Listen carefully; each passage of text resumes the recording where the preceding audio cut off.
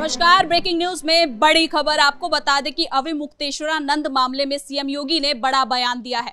उन्होंने कहा है कि धर्म के नाम पर सनातन धर्म को बदनाम किया जा रहा है। उन्होंने काली नाम भी कहा है और कहा है कि ये लोग काफी ज्यादा सक्रिय हैं। तो इसी खबर पे ज्यादा अपडेट के साथ मेरे साथ मौजूद है कैपिटल टीवी के एग्जीक्यूटिव एडिटर राजीव सिंह जी। तो सर, पहले तो बात करते हैं, क्या है ये पूरा मामला? अब तो सीएम योगी ने भी बहुत बड़ा बयान दे दिया है। देखिए, प्रयागराज जो मौनी अमावस्या का जो स्नान था, वहाँ से ये मामला चला है और बढ़ते बढ़ते आज सीधे सीधे सीएम योगी जब इस पूरे मामले पर गरजे तो उन्होंने साफ साफ कहा है कि ऐसे बहुत से कालनेमी हैं जो कि धर्म को देखते हुए या धर्म की आड़ में सनातन परंपरा को कमज़ोर कर रहे हैं। ऐसे कालनेमी से या ऐसे लोगों से सावधान रहने की ज़रूरत है और धर्म और समाज को अक्षुण्ण बनाए रखने की ज़रूरत है। पहले बता दूं कि कालनेमी कौन था, क्योंकि योगी आदित्यनाथ का ये मैसेज, ये बयान जैसे ही हम समझेंगे कालनेमी को लेकर तो बहुत बड़ा हो जाएगा। कालनेमी रामायण काल का वो राक्षस था, वो असुर था, जिसने साधु के वेश में हनुमान की कहीं ना कहीं तपस्या को कहा जाए या काम को बाधित करने की इसने कोशिश की थी, जिसका बाद में हनुमान जी ने वध कर दिया। ये कई सारे सवाल उठ रहे हैं कि आखिर कालनेमी कह के योगी आदित्यनाथ ने किसकी तरफ इशारा किया। योगी आदित्यनाथ ने नाम तो नहीं लिया, लेकिन कोई भी ऐसा व्यक्ति जो साधु के वेश में सनातन परंपरा को, हिंदू धर्म को या फिर भक्तों को जो कि अनुयायी हैं बाधित कर रहे हैं, यज्ञ अनुष्ठान को बाधित कर रहे हैं, अगर दूसरे तरीके से विचारों के तौर पर देखा जाए तो वैसे लोगों को ही कालनेमी कह रहे हैं। अब जो लोग ऐसे काम कर रहे हैं वे खुद को कालनेमी समझें। अब इसमें किसी को आपत्ति तो नहीं है, लेकिन अब ये तय है कि चूंकि ये पूरा का पूरा जो समय चल रहा है, जो मामला चल रहा है, सीधे सीधे अविमुक्तेश्वरानंद को लेकर चल रहा है, जो अपने आप को ज्योतिष पीठ के शंकराचार्य कह रहे हैं।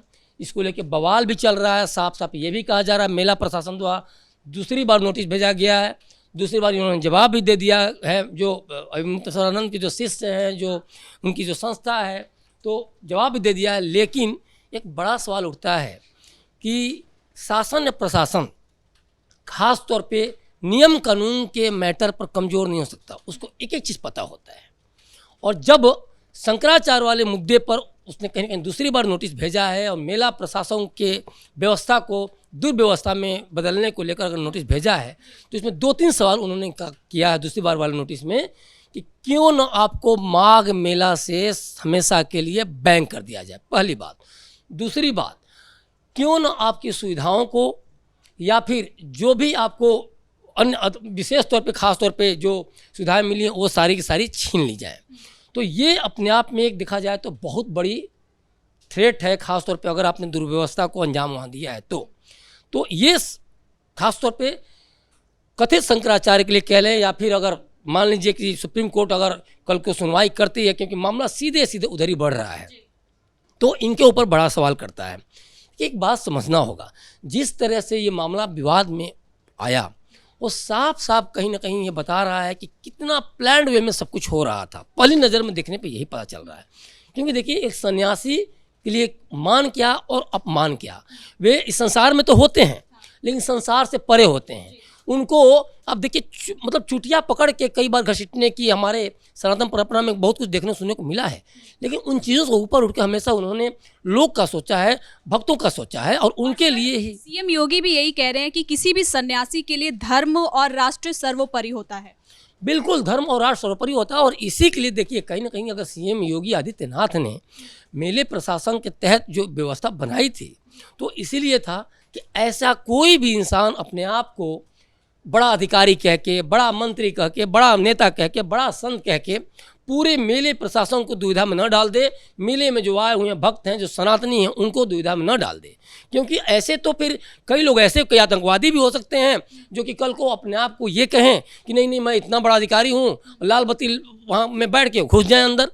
तो फिर अगर अधिकारी वहाँ डरने लगेंगे, अब सोचिए कमिश्नर का पद बहुत बड़ा पद होता है, मतलब समझ लीजिए कि रिटायरमेंट के से 5-6 साल पहले लोग जाकर कमिश्नर बनते हैं एक आईपीएस, और वैसे लोग वहाँ बैठे हैं। पूरा का पूरा मेला जो प्रशासन होता है, मैं तो मेला मैं कई बार गया हूँ इलाहाबाद प्रयागराज में, वहाँ मैं 12-13 साल रहा भी हूँ, तो मैंने देखा है पूरा का पूरा मेला एक शहर एक जिला घोषित कर दिया जाता है और सारे अधिकारी जो जिला में बैठते हैं, चाहे एसपी हो, एसएसपी हो, दरोगा हो, इंस्पेक्टर हो, बस सब के सब, कमिश्नर ही जब बैठ रहा है तो वो तो कमिश्नर ही में बैठता है। लेकिन देखिए मेला प्रशासन में कमिश्नर का भी लगातार उसमें कहीं ना कहीं इंटरफेरेंस रहता है। सौम्या अग्रवाल वहाँ की कमिश्नर हैं, तो साफ साफ उनका बयान भी था कि इन्होंने बैरिकेडिंग को तोड़ा। सोचिए जो प्लांटिंग क्या होता है, जो खोखला नुमा जो पानी के ऊपर जो बनाया जाता है तो पुल टाइप में होता है, वहाँ एक जो बैरिकेडिंग की गई थी कि भाई इस रास्ते से जाना है और इस रास्ते से आना है, उन्होंने उसको तोड़ दिया। सीधा साधा ये आरोप है।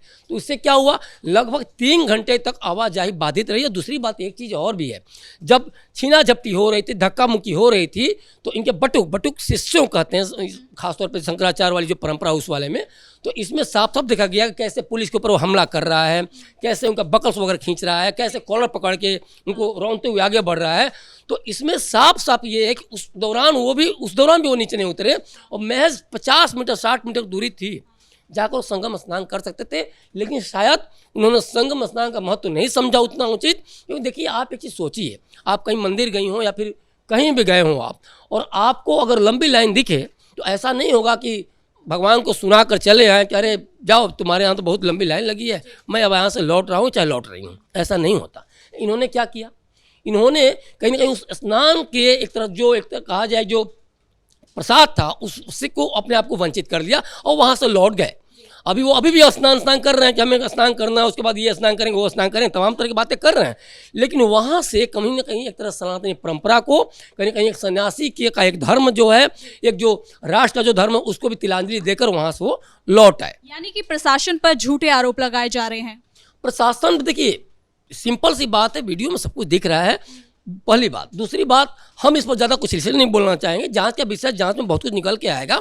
और साफ साफ जो नोटिस का सरकार की तरफ से, चाहे अविमुक्तेश्वरानंद के जो का आश्रम है वहाँ जो नोटिस खेला जा रहा है, उसमें निकल कर आएगा, उसमें बड़ी कार्रवाई होगी, इसमें कोई दो राय नहीं।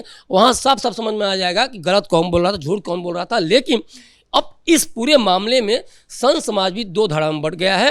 हालांकि पूरा देश, कहीं ना कहीं हमने काफ़ी लोगों से प्रयागराज में बात की, उन्होंने साफ साफ कहा, जो वहाँ आसपास है दारागंज का एरिया, आलोपी बाग का एरिया, वहाँ के लोगों से बात मैंने इसलिए की कि जस्ट दारागंज का एक पुल पड़ता है, जस्ट बगल में नीचे ही उतरते ही आपको संगम पड़ता है, तो वहाँ क्या वस्तु स्थिति है। उन्होंने साफ साफ बताया कि यार ऐसा कभी नहीं होता है, आप रथ लेके घुस जाए करोड़ों लोगों के बीच में, फिर तो वहाँ भगदड़ मचेगी। तो एक बड़ा सवाल उठता है कि क्या किसी के उकसाने पर यह किया गया, या फिर जिस तरह से महाकुंभ में भगदड़ हुई थी, मौतें हुई थी, क्या इस चीज़ को अंजाम देने के लिए, इस घटना को अंजाम देने के लिए कि भाई भगदड़ मचे, मौतें हों और कहीं ना कहीं योगी सरकार बदनाम हो, क्या इसके लिए ये कहा गया? क्योंकि देखिए एक बात और भी है, जिस तरह से इस पूरे मामले पर अखिलेश यादव हमलावर हैं, लगातार बयान आ रहे हैं, और उन्होंने तो बात भी कर रखी है, शंकराचार्य से फ़ोन कॉल पे बात करी थी और हालचाल जाना था उनका। बहुत सुंदर ट्यूनिंग चल रही है, बहुत सुंदर ट्यूनिंग चल रही है।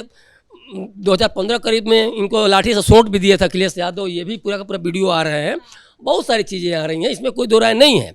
अब इस वीडियो की हम लोग पुष्टि नहीं करते, कैपिटल टीवी पुष्टि नहीं करता, लेकिन सोचते हुए वीडियो में दिखाई दे रहे हैं, ठीक है। तो ये सारी चीज़ें हैं। और इसमें एक बड़ा सवाल है कि अखिलेश यादव से जिस तरीके से ये फ़ोन पर बात कर रहे हैं, उसमें एक बड़ा सवाल ये है कि भाई आखिर इतनी ज़्यादा इस समय क्यों योगी आदित्यनाथ से बात करते तो मुख्यमंत्री हैं, समझ में आता है। ऐसा कौन, अखिलेश यादव कौन सा बड़ा सपोर्ट दे रहे हैं सुलगाने के सिवा। और आज कहीं ना कहीं क्या एक बड़ा सवाल है कि क्या इनको सुलगाया जा रहा है, और क्या इनको कहीं प्री प्लान वे में सुलगाने की पहले से प्लानिंग थी। क्योंकि जिस तरीके से धक्का मुक्की की गई और जिस तरह के अभी भी जीत पर अड़े हुए हैं, तो सारा चीज़ यही बता रहा है। फिर जिस तरह से बयानबाजी हो रही है, और हमने जिन लोगों से बात की प्रयागराज में, दारागंज वगैरह में, तो उन्होंने साफ साफ कहा कि अभी तक ऐसा नहीं था कि मेले में भीड़ के बीच में कोई पालकी चला जाए, रथ चला जाए या किसी की गाड़ी चली जाए। खुद पुलिस अधिकारी भी दूर गाड़ी छोड़ के जाते हैं। एक सवाल ये भी कि क्या इनको किसी का सपोर्ट मिल रहा है, क्या कोई और शंकराचार्य इनके साथ खड़े होते हुए नजर आ रहे हैं? देखिए कुछ लोग हैं, इनके धड़े कुछ लोग हैं, लेकिन अधिकांश विरोध देखने को मिल रहा है साफ साफ कि इसमें क्या बुराई है। अगर पुलिस ने कहा तो पुलिस नहाने के लिए, नहवाने के लिए, स्नान कराने के लिए वहाँ मौजूद है कि आप मौनी अमावस्या का ठीक से स्नान कर सकें। लेकिन आपने उस दौरान स्नान तो नहीं किया, साथ साथ तोहमत मढ़ दिया, तो पुलिस के ऊपर आरोप लगा दिया, पुलिस ने स्नान से रोका। पुलिस के साफ साफ वीडियो आ रहा है कि आपके चक्कर में यहाँ कमिश्नर यहाँ खड़ी हैं, यहाँ एसएसपी खड़े हैं, तमाम पुलिस अधिकारी जो कि वो कहीं जाके व्यवस्था को संभालते, उस व्यवस्था को चाह के भी नहीं संभाल पा रहे हैं। अब पूरा का पूरा पुलिस का लाव लश्कर सीधे सीधे इनको अभिमुक्तेश्वरानंद को रोकने समझाने में लगा हुआ। तो बार बार माइक से वो भी किया जा रहा है, वो माइक मांग भी रहे थे। पुलिस ने ये भी कहा कि नहीं, माइक हम आपको नहीं देंगे, क्योंकि आपको मैसेज देना, पुलिस को मैसेज देना है, या तो आप सामने पुलिस को पूरे दूर तक मैसेज देना है कि भाई आप लोग अपना लाइन ठीक से व्यवस्था कर चलें, आप ये रास्ता अपना अप्लाई करें, जो भी है। तो तमाम तरह की चीज़ों को देखा जाता है और बहुत बड़ी भीड़ होती है, तो बहुत बड़ा मतलब एक चैलेंज होता है वो करना। तो ये कहीं ना कहीं देखिए, एक चुनाव भी उत्तर प्रदेश में है 2027 में, और इसमें साफ साफ इनको दिख रहा है कि भाजपा या योगी आदित्यनाथ की जीत तय है 2027 में, और बढ़त मिलती सनातन परंपरा के आधार पे, हिंदुवाद के आधार पे मिल रही है, क्योंकि इन्होंने अपनी विचारधारा को नहीं छोड़ा है। जबकि सपाइयों की हार आप बीएमसी में, महाराष्ट्र में देखें, चाहे आप उत्तर प्रदेश में के अलावा आप बिहार में जब चुनाव प्रचार अखिलेश यादव करने गए तो 22 में 20 सीट हरा बैठे। तो ये सब, और खासतौर पर अब घुसपैठिया रोहिंग्याओं का सहारा ले रहे हैं कि किस तरह से जीत तय हो जाए। तो अब ये सोच रहे हैं कि कम से कम हिंदू जो वोट है उसमें हम दो फाड़ करें, और शंकराचार्य के माध्यम से, जो अभिमुक्तेश्वरानंद उनके माध्यम से ये मैसेज देना चाह रहे हैं कि हिंदू संतों का या मंदिरों का ये कहीं ना कहीं भाजपा विरोधी है, योगी आदित्यनाथ विरोधी हैं। जबकि योगी आदित्यनाथ साफ साफ कर रहे हैं कि ऐसे कालनेमियों से सावधान रहने की जरूरत है, अन्यथा सनातन को कोई, कम से कम सनातन को धर्म की आड़ में जिस तरह क्षति पहुँचाने की कोशिश की जा रही है, ये कम से कम इसको रोका जा सके। और इसीलिए बार बार आज फिर उन्होंने चेतावनी भी दी है। बहुत बहुत धन्यवाद सर इन तमाम जानकारी के लिए। तो कुल मिलाकर शंकराचार्य मामले में सीएम योगी ने बड़ा बयान दिया है। वो कह रहे हैं कि जो सन्यासी होते हैं उनके लिए धर्म और राष्ट्र सर्वोपरि होता है, लेकिन ऐसा होता हुआ नजर नहीं आ रहा। फिलहाल ब्रेकिंग न्यूज में इतना ही। कैमरा पर्सन कुणाल के साथ मैं सृष्टि शाह।